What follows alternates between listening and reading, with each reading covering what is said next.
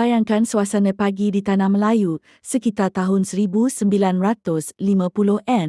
Matahari baru terbit, udara masih sejuk dan berkabus nipis. Rumah-rumah kayu dan rumah batu sederhana berdiri di tepi jalan Tanah Merah. Orang kampung mula keluar rumah. Ada yang menyapu halaman, ada yang mengayuh basikal ke pekan. Kanak-kanak berjalan kaki ke sekolah dengan beg kain di bahu. Tiada bunyi enjin kereta yang kuat. Yang kedengaran cuma bunyi ayam berkokok, basikal berloceng, dan suara orang bertegur sapa penuh adab. Inilah kehidupan sebelum teknologi moden. Ringkas, perlahan, tapi penuh nilai kemanusiaan.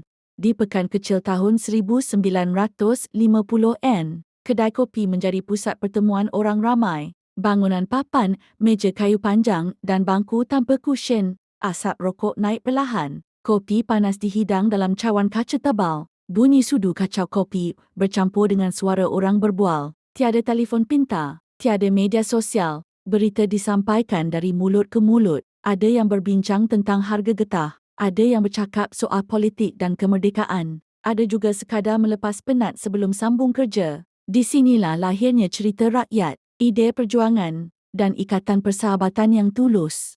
Ini suasana kampung dan pekan kecil di Tanah Melayu. Sekitar tahun 1950-an, jalan masih tanah merah belum berturap. Rumah kebanyakannya rumah kayu dan rumah papan, ada yang beratap nipah dan zinc. Penduduk bergerak dengan basikal, beca dan berjalan kaki. Kereta sangat jarang, hanya orang berada atau pegawai kerajaan yang memilikinya. Kanak-kanak bermain guli, galah panjang, dan kejar-kejar tanpa telefon di tangan. Waktu petang, orang dewasa berkumpul di warung. Berbual tentang harga getah dan berita kampung. Hidup sederhana, tapi hubungan sesama manusia sangat rapat. Inilah wajah sebenar kehidupan orang dulu, perlahan, tenang dan penuh makna. Ini suasana dalam rumah pada tahun 1950-an. Rumah sederhana, perabot kayu berat dan tahan lama. Radio besar jadi hiburan utama seisi keluarga. Lampu minyak tanah dan mentol malap menerangi waktu malam. Kipas berdiri digunakan kerana tiada penghawa dingin. Telefon rumah hanya dimiliki segelintir orang berada. Kehidupan ringkas tetapi penuh kebersamaan. Inilah rumah zaman dulu, tenang dan tidak sibuk seperti hari ini. Ini zaman 1950-an. Tiada telefon pintar, tiada internet, tiada media sosial. Tapi hubungan manusia lebih rapat dan bererti. Anak-anak bermain di luar sampai senja. Ibu ayah berbual tanpa gangguan skrin. Berita datang dari radio dan surat khabar. Hiburan cukup dengan cerita dan ketawa bersama. Hidup susah, tapi hati tenang. Zaman ini mengajar kita erti sabar, bersyukur dan kebersamaan. Soalnya sekarang, kita semakin maju atau semakin hilang. Zaman 1950-an, telefon rumah bukan milik semua orang. Hanya keluarga berada, pejabat kerajaan dan kedai tertentu sahaja yang ada. Telefon ini guna sistem dial pusing. Nak buat panggilan, kena pusing nombor satu persatu. Dan tunggu sambungan. Tiada talian terus. Panggilan disambungkan oleh operator telefon. Kalau nak hubungi orang jauh, boleh tunggu berjam-jam, malah sampai keesokan hari. Telefon jadi simbol status. Bila telefon berbunyi, seluruh rumah sunyi mendengar. Surat masih jadi cara utama berhubung. Telefon hanya untuk hal penting, kecemasan, atau urusan rasmi. Inilah komunikasi zaman dulu, perlahan tapi penuh makna.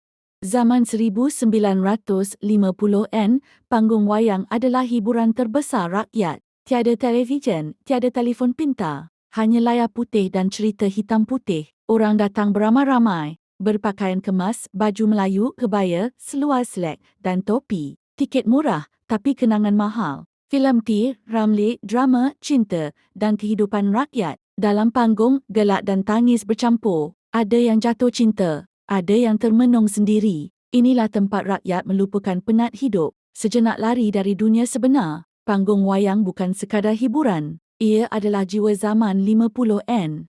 Waktu subuh, pasar sudah hidup. Inilah nadi ekonomi rakyat zaman 1950-an. Tiada pasar raya, tiada pendingin hawa. Hanya tikar, bakul rotan dan hasil kampung. Ikan masih segar dari laut. Sayur dipetik pagi tadi. Ayam disembelih depan mata. Penjual dan pembeli saling kenal. Tawar-menawar penuh senyum, bukan marah. Bunyi orang memanggil pelanggan. Bau tanah basah, ikan dan kopi panas bercampur. Pasar pagi bukan sekadar tempat membeli, ia tempat bertanya khabar, tempat hidup bermula setiap hari. Beginilah kehidupan rakyat dahulu, sederhana, jujur dan penuh makna.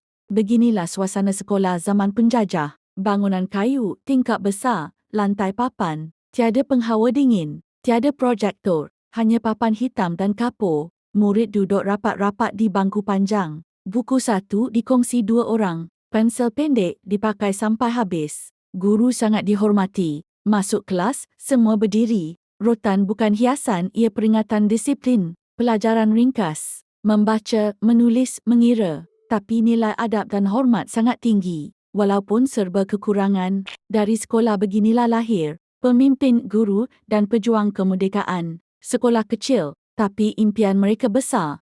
Bila malam tiba di tahun 1950-an, kampung menjadi sunyi dan gelap. Tiada lampu jalan, tiada televisyen, tiada bunyi telefon berbunyi. Rumah hanya diterangi lampu minyak tanah. Cahayanya malap tapi cukup untuk berkumpul. Ayah duduk bercerita, ibu menjahit di tepi lampu. Anak-anak mendengar dengan penuh khusyuk. Langit dipenuhi bintang. Bulan jadi cahaya semula jadi. Tidur awal, bangun awal. Hidup ikut rentak alam, bukan jam dan notifikasi. Tiada kemewahan, tetapi hati lebih tenang. Inilah malam zaman dulu. Gelap di luar, tapi terang dalam jiwa.